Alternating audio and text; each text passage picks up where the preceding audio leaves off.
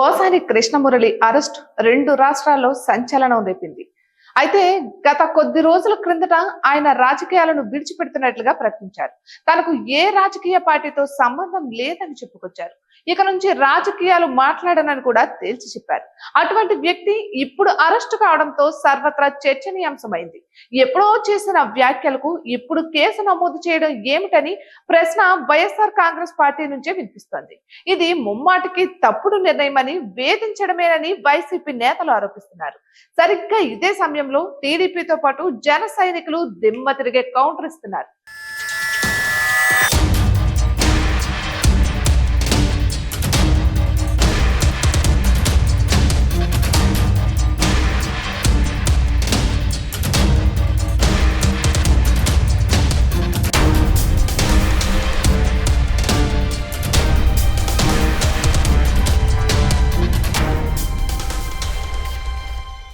వైఎస్ఆర్ కాంగ్రెస్ ప్రభుత్వ హయాంలో ఆ పార్టీ అధికార ప్రతినిధి కంటే ఎక్కువగా వ్యవహరించేవారు పోసాని కృష్ణమురళి.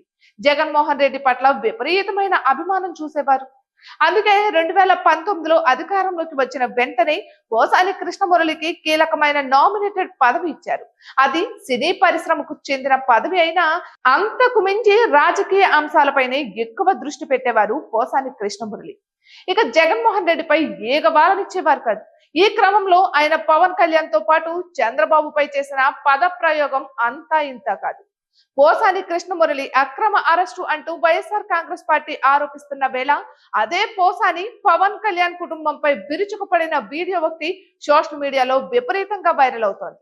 అప్పట్లో పవన్ కళ్యాణ్ అభిమానులు ఫోన్ చేసి తనను తిట్టారని, పవన్ కళ్యాణ్ గురించి పోసాని మాట్లాడిన మాటలు సభ్య సమాజం ఏ మాత్రం సహించలేని విధంగా వ్యాఖ్యానించడం ఆ వీడియోలో కనిపిస్తోంది. పవన్ కళ్యాణ్ భార్య గురించి, కూతురు గురించి దారుణమైన వ్యాఖ్యలు చేశారు. మధ్యలో జర్నలిస్టుల అభ్యంతరం పెట్టినా ఆయన ఆగలేదు. అదే సమయంలో చంద్రబాబుతో పాటు లోకేష్ గురించి కూడా ఘోరంగా మాట్లాడారు. ప్రస్తుతం పోసాని కృష్ణమురళి జైలుకు వెళ్తున్నారు. అయితే ఆయన పట్ల సానుభూతి చూపించాల్సిందే. కానీ ఓ వీడియోలో ఆయన మాటలు చూసిన తర్వాత మనం బాధపడతాం.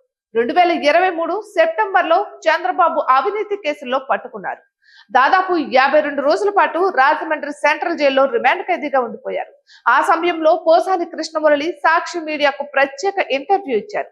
అవినీతి పనులు చేశాడు కదా, చేసినప్పుడు జైల్లో పెడతారు కదా, ఉండు బ్రహ్మాండంగా జైల్లో ఉండు, ఏడాదిన్నర ఉండి బయటకు వచ్చాక ఆయన నిజాయితీగా ఉండు అంటూ వెటకారంగా మాట్లాడారు పోసాని.